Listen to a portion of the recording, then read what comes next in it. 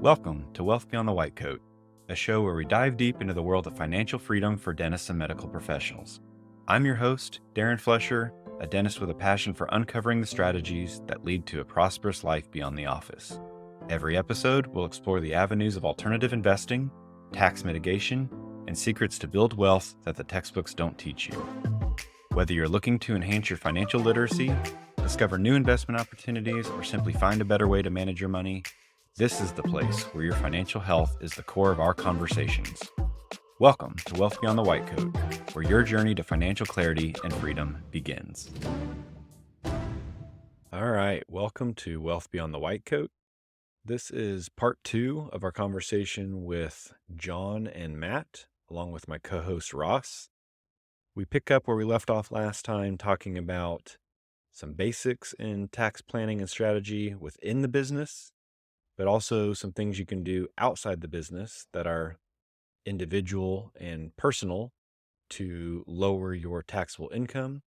And as Matt describes, it is both discriminatory and you can be exact. I can't remember the term he used, but you can be exact with what you're doing. Unlike some of the retirement planning parts of the strategy where you just fill up that bucket as much as you can, but it's still not enough. Some of these tax investment strategies, you can really dial it in, assuming you have the extra capital to get the number where you want it to on the tax return. Appreciate you tuning in. Hope you enjoyed part 2 of our retirement and investing discussion as it pertains to tax planning. This brings up a couple different points that are worth discussing further. So, John, from a CPA perspective, and I don't want to beat up your industry because I actually have compassion for your industry. I feel like the accounting industry has really put CPAs in a bad spot. But how many CPAs are aware of this type of code or tool to help their clients minimize their taxes? Yeah, it's hard to say that, but I'd say it's just not prevalent in our industry. Unfortunately, a lot of folks aren't taking advantage of this opportunity. They're not exposed to this opportunity. Some aren't aware of this opportunity, and yeah, I think there's a lot of folks out there who are missing the boat on this particular opportunity with oil and gas for sure. Now, Matt, you've done a lot of work with CPAs. Talk about some of the CPAs may know the code, but they don't really know how to apply it for their clients. Talk about why some CPAs may be resistant and talk about why even a client might be resistant. Maybe they've heard a horror story. Talk about why investing in oil and gas is a good opportunity for the right person. That's a great point. I would argue that almost all CPAs are familiar with the concept of oil and gas and that there are tax benefits. They may not know what code it falls under, and they might not know exactly where to file it on the return, but they're familiar with the concept of the way that it works. They know what it is, and they understand that there's tax benefits associated with it. They don't not know that. What they don't know is they don't know how to trust the underlying investment and the economic value of an oil and gas partnership, and know that if their client invests $1 in it, that they're going to get an actual rate of return on their dollar. Look, they know that if a client puts $100,000 into an oil and gas partnership and they're in a high enough marginal bracket, the client's going to instantly save $30,000 in taxes. But if the investment turns out to be absolutely nothing, they lost $70,000 of their capital, even though they got a deduction. And that's a terrible outcome. So the expression in the business is we never want to let the tax tail wag the investment dog, right? And because of that, many CPAs have faded it as a solution. Now, I can tell you what they're missing. And there's a few things that they're missing. And I understand why they don't pay attention. So back in the day, a long time ago, there was a lot of promoters in the oil and gas industry. And promoters, By the way, promoter is a bad word. It definitely doesn't have a positive, warm and fuzzy feeling to it. It's not an operator. A promoter is nothing more than a marketing person per se, that's going out and taking and marketing somebody else's oil and gas program. So the question is, was it a development program or was it a wildcatting program? A wildcatting program can absolutely make you rich. Think Beverly Hillbillies, right? You're running around out there, you're poking holes in the ground. And if you find oil and gas and it's a gusher, you're going to make a mint. You're going to make a fortune. You get an income tax deduction for doing that because you're poking a hole in the ground. And by the way, let me go back to where this income tax deduction comes from. This has been in the code for decades, like 70 or 80 years. The oil and gas deduction has been in the code. And the reason it exists in the code is because when we realized that we needed oil and gas to exist as a growing nation, they put a lot of tax benefits into the code so people would go out and explore and find oil and gas. They would basically drill holes in the ground and hope that they could find fossil fuels. Poke and hope. What you got? This works federal and all 50 states, correct? Yes, this is in the tax code federally, and it works for all 50 states, even New York and California that hates everything and claims to be as green as you could possibly be. There are still the tax deduction for an IDC works in California as well, still works, right? So State and federal. ultimately, you have to choose a development well where technology tells us it's the juice is underneath the ground, the oil and gas is there, versus a speculative opportunity, which is like wildcatting. So we use a development. We make sure we're dealing with trusted sponsors through due diligence, which we'll talk about it on another podcast. And then we're going to get a rate of return. And a conservative rate of return is what, Matt? 1% a month? Let me back up on that just a little bit and color in some of that for you. A development so that you understand what it is. Look, in the past, since this code was created, there's been an advancement in technology, just like everything in our life. Think about the first cell phone you had, how archaic that device was, and think about the one you have today, all the utility that device has today and the things that it could do, the apps and the smart features and the internet and all those things. I remember my old Motorola flip phone back in the day, and it was basically a brick with some buttons on it. It's like the Android you just got rid of 2 weeks ago. Hey, you stop that. That sounds very judgy. Anyway, so look, technology has changed in oil and gas as well, right? Seismic and geologic technology wasn't something that they had back in the day. So today, it's not a poke and hope strategy. It's we know there's fossil fuels underneath the ground. We know they're called known reserves today. We know they're underneath the ground. We have enough data to support it. And there's probably a well over here to the left and a well over here to the right and a well to the north and a well to the south. And so we know that if we poke a hole in between all those, there's going to be oil and gas. What we don't know is the cost of the rig at the time that we build it to be able to drill the hole, and prices vary on supply and demand economics in the marketplace, and what the price of the commodity will be when we sell it into the secondary market. So the way to determine if it's ultimately economically viable is we have to do underwriting on here's the acreage, here's the proven reserves, here's the cost to drill a well, and here's what the commodity prices are at the time. It all comes down to cost basis, right? If I can own the mineral rights at a low enough price that when we sell them, there can be volatility in the commodity price. Sometimes it costs $4 to fill up your car. Sometimes it costs $3 to fill up your car. The pricing fluctuates. So as long as we know that we own the mineral rights at a low enough cost basis that when we pull them out of the ground and we sell them into the secondary market, that we can turn a profit, then it should ultimately make sense in a proven development. That's the part that most CPAs don't understand and haven't even attempted to understand, because if you're an old school CPA and you have really good clients that are a little bit older, somebody probably brought you an oil and gas partnership that was probably introduced to them by a promoter that was probably a more speculative endeavor. And the CPAs probably listened to some of their wealthier clients and let them invest in it. And they got the tax deduction and they never made any money after that.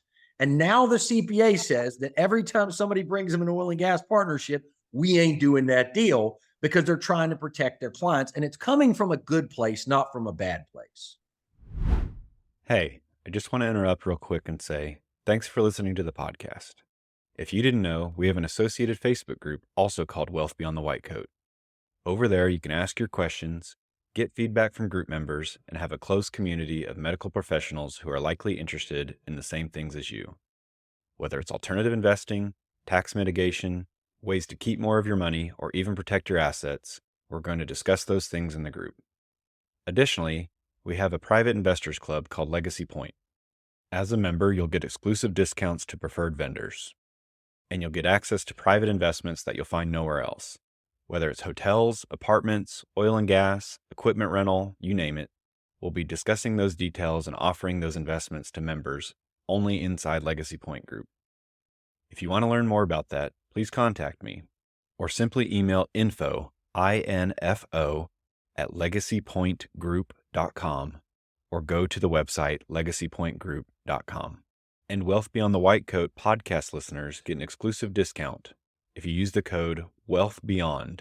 That's all caps, all together, Wealth Beyond at checkout. I'd love to have you in the group, and I'd love to see you making more passive income as you move towards financial freedom, whether it's freedom to retire early, spend more time with your family, go on more vacations, or just do more of what you love while you're in the operatory. I'd love to see you doing that as part of Legacy Point. So here's to improving your financial health. I see you nodding there, John. Is that a familiar story?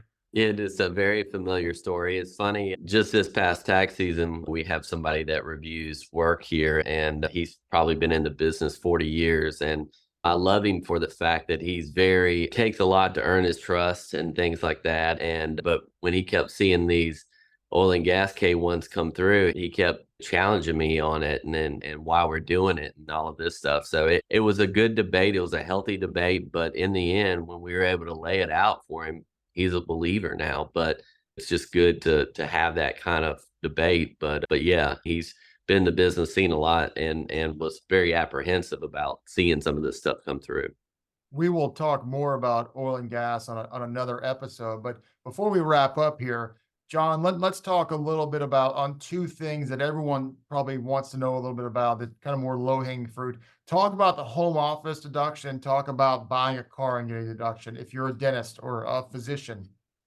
Sure, it's a couple things you can do. Obviously, there's the Augusta rule where you can rent your house tax free, you get the deduction in the business, don't have to pick it up personally, 14 days or less. And again, with that, with everything that you have to be, pigs get fed and hogs get slaughtered. We don't need to be too greedy in what we charge for rent and those kind of things. And so but that's a no-brainer. Like you say, it's low-hanging fruit. It's an opportunity to move a little bit of money out tax-free and get the deduction in your business. And ultimately, this is why you have to talk to folks. You have to find the comprehensive plan. There's typically not one silver bullet that gets somebody under or at that taxable income number that you're looking for. It's pulling the right levers for the right client and ultimately finding the solution that works best for them, because that scenario may change, to the next client. The same thing with auto and things like that. And you buy the vehicle in your business, it has to be titled in the business and those kinds of things. And, it's important that you track, business use and those kinds of items. But those are just, like you say, basics that can be had. You save a few thousand here, a few thousand there. May not have the bang that an oil and gas or something like that might have. But if you can find, there's a lot of little things that you can pull the levers on to get folks where they want to be, to take advantage of the QBI and the marginal tax rate that they want to get to. Yeah. So a lot of that's kind of base level 101, but we definitely want to make sure we implement it. I'm sitting in my home office now, and from here I can remote into my computer. I can see patient charts and call them and do Yep. things. Is there some kind of minimum criteria or threshold to be able to say I have a home office and be able to write that off? Yeah, the main thing is it needs to be exclusive. It needs to be exclusive. It's not your kid's bedroom or your bar, whatever, that sort of thing. Living area needs to be exclusive. But yeah, you can step back. You have a 5,000 square foot house and you have a 500 square foot home office. You can take 10% of the cost, your mortgage, interest, real estate taxes, insurance, the upkeep of that home. And typically with just the square footage is an easy way to cut it up and prorate that out. And then weaving the office and the vehicle thing together, if I've now got business use at my home address, and if I'm driving from here to somewhere else that's business related, is that a valid use of those That two is a things valid together? use. Yeah. Yeah. Okay. Yep. Absolutely. What about the vehicle? We had talked about this the other day, Darren, when we were brainstorming back and forth. Is there a price of the vehicle that matters? If we obviously we have to track our miles and we can deduct a percentage of it for business use, but does it matter if we buy a $30,000 Prius or a $130,000 Mercedes Benz? Does that negatively impact or skew the information one way or another? I don't I fit mean, Prius, so I don't fit Prius. It doesn't work. Yeah. Yeah. yeah, yeah. Ross would just put a Prius on his back. Yeah, I don't think that's going to work for him. Yeah, the weight of the vehicle is very important. 6,000 pounds or greater, then you can get the bonus there. And Wait, basically like an SUV or a truck would correct. typically hit the 6,000 pound. And all that's listed when you buy the car. You know what the gross weight is and those kinds of things. But there's no pigs and hogs delineation there. If I go buy a tank, I can write that thing off if it meets the criteria if I use it for business. Yeah, yeah. To me, it's one of those things you're gonna have you may have a separate car that is truly personal and this is strictly business, but a lot of times it is split a bit and it's important to carve out a personal use portion of that if you don't have that extra car for your personal use as well. So that's just something to keep up with or something to be mindful of. Hey, I just wanted to interrupt the show real quick and tell you about an exclusive member discount for Legacy Point group members. The company is called Gelt, and they're both tax planning and tax preparation. We connected because their CEO actually comes from a family of physicians, and he understands the financial complexities that healthcare professionals face these days. Legacy Point is honored to partner with Gelt because it's our shared mission to empower successful professionals with optimal tax and financial outcomes. For your 20% discount off financial planning and tax preparation and priority access with their onboarding, become a member over at legacypointgroup.com. Yeah, I actually used that Mile IQ app. It just it's on my phone, it's in the background, and you just swipe left and right for business and personal once a month and kind of categorize things. It works great. The software like that is great, and the more prepared you can be, and the more detailed you can be, anytime an auditor comes in and you've really got it laid out, they don't typically give you a lot of pushback when you're organized and thoughtful like that. It's when you're just gunslinging in there that it can be a problem. All of your clients always keep perfect records, John. Yeah, yeah, absolutely. That's interesting. What about, I know people hear this all the time. So some people would say, oh, if I put a wrap on my car that's promoting my business and stuff, that instantly it's a business vehicle. You got an opinion on that? Yeah, I don't. I've actually had somebody, the IRS actually challenged them on it and threw it out for sure. Just because you ride around with your name on there doesn't mean you're using it 100% for business. In the IRS's eyes, they really push back pretty hard on that one person. But you could probably pretty reasonably say if it's wrapped, and I'm just playing devil's advocate here, if I 60% or 65% business case, right? But the 100%'s a little bit greedy on that to say it's 100% business just because it's wrapped. That's why I always, like I led with the hogs and the pigs. You have to be reasonable. You tell me you don't take your business and run to the grocery store and grab something personally or something like that. And the IRS just they're not going to fall for that. But if you're running through the grocery store and you ask people about their teeth while you're there, doesn't that count? I'm sure. Yeah. Deren does. Yeah, every time. So I think this is I think it's a good base level conversation, and we can definitely have some more episodes based on the feedback on questions from this. So I think this has been a good episode. And John and Matt, we really appreciate you guys coming on. Thanks for having us. Thanks for having us. You know what? And here's the thing. If somebody listens to this and they need a CPA and they're interested in working with John, how would they get in touch with you? Email is probably the best way. John at. Hold on. You get 1,000 emails a day. Is it really? Yeah. Because I sort it. Okay. Tell them your email. Go for it then. Will you give her my phone number? Give me your cell phone and just say text. Yeah. But I've seen how many unread text messages you have on your phone, so they'll know that. You should give them the office line. Right. Yeah. How about the office line? But either way, so give them your email. And they can Google Harvard Associates. There's obviously a website. You're based in Florida, but what is your email? Actually, if you go to harvardandassociates.com, you can click on there's a link to request a call back on the website there. And if you Google Harvard CPAs, the first thing that comes up is Harvard and Associates. So that's probably the best thing to do right there. And if you need to have a conversation, if it makes sense, great. If it doesn't make sense, that's fine too. That's right. Ivy League skill at state school prices. Man, I'm firing my advertising group. I got you now. Yeah, that's I'm going to awesome. wrap my car in that. Yeah. Or my tank, as Deren would drive. Right. There you go. Yeah. Oh, All right. good. Thanks, John. Appreciate We it. struck gold with that one. Thank you. All right, guys. We All right, appreciate fellas. your time. All right. Thanks. See you, John. Bye. Thanks, John.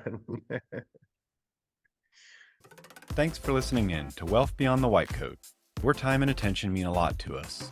If you found value in today's episode, please consider leaving us a review on your favorite podcast platform and share it with your colleagues and friends. Your feedback helps us grow and reach more professionals like you striving for financial freedom.